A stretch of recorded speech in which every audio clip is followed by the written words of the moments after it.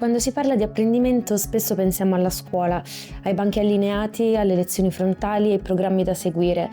Ma c'è un altro modo di imparare, un modo che non nasce nei corridoi di un'istituzione e non si misura con voti o verifiche, è l'educazione non formale.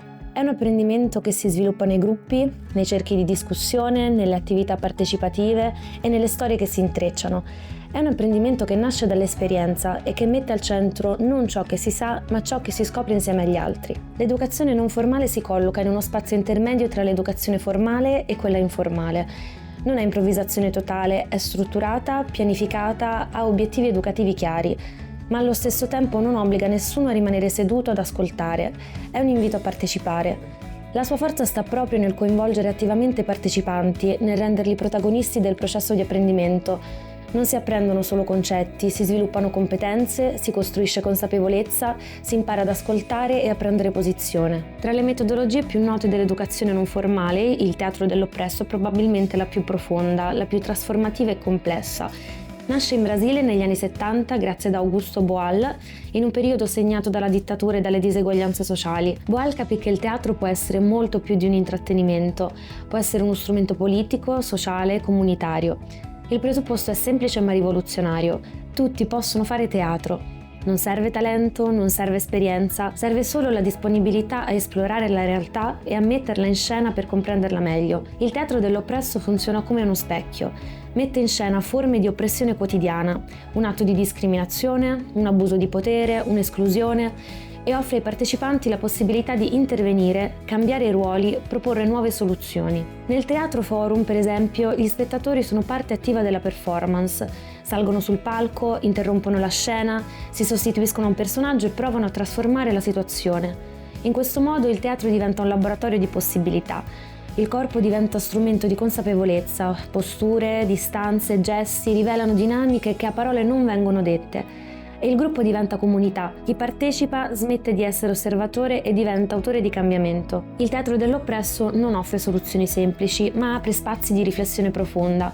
Permette di vedere l'oppressione, individuale o collettiva, in modo concreto, vivente, incarnato.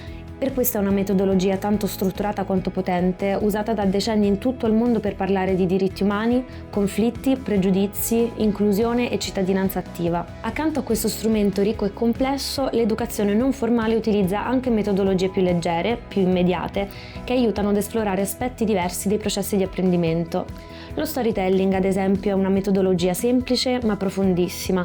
Raccontare una storia, la propria o quella di qualcun altro, permette di far emergere vissuti, emozioni, punti di vista che spesso rimangono nascosti. L'atto di verbalizzare un racconto o anche uno stato d'animo permette di cambiare prospettiva, di spezzettare e analizzare un fatto e di riconoscersi nell'altro. Il role-playing, che potremmo considerare una via di mezzo tra il teatro dell'oppresso e lo storytelling, mette invece i partecipanti in ruoli diversi, spingendoli a osservare il mondo da prospettive che spesso non considerano.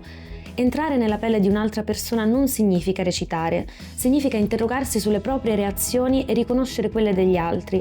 È un esercizio di empatia e di decentramento. E poi ci sono le metodologie più recenti, più snelle, nate per rispondere ai bisogni educativi contemporanei.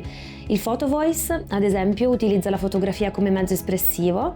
Le human libraries invece trasformano le persone in libri viventi, ognuno racconta la propria storia a chi la prende in prestito. Gli speed date educativi servono ad allenare l'ascolto rapido e l'apertura alla diversità, anche creare delle attività in cui si analizzano insieme dei media, come le notizie sui giornali o gli spot pubblicitari, possono essere esperienze non formali e significative, perché si può imparare a capire come i mass media costruiscono narrazioni, stereotipi, semplificazioni. Queste metodologie non sono strumenti isolati, funzionano perché dialogano tra loro, creano un ecosistema educativo che permette ai giovani di sperimentare, analizzare, interiorizzare e trasformare ciò che vivono. Ed è proprio questo che abbiamo fatto con Light, un progetto Erasmus Plus nato dalla collaborazione tra 5 organizzazioni europee. Durante i workshop a Palermo abbiamo utilizzato queste metodologie per affrontare i nostri bias inconsci. Il risultato non è stato solo un insieme di attività, ma un vero e proprio processo trasformativo. Le partecipanti hanno potuto sperimentare cosa significa entrare in relazione l'una con l'altra, smontare stereotipi, riconoscere i propri automatismi e fare i conti con ciò che normalmente resta implicito. Non un apprendimento teorico, ma un apprendimento vissuto, che resta. Per scoprire i risultati di Light è possibile visitare il sito del progetto grazie al link in descrizione.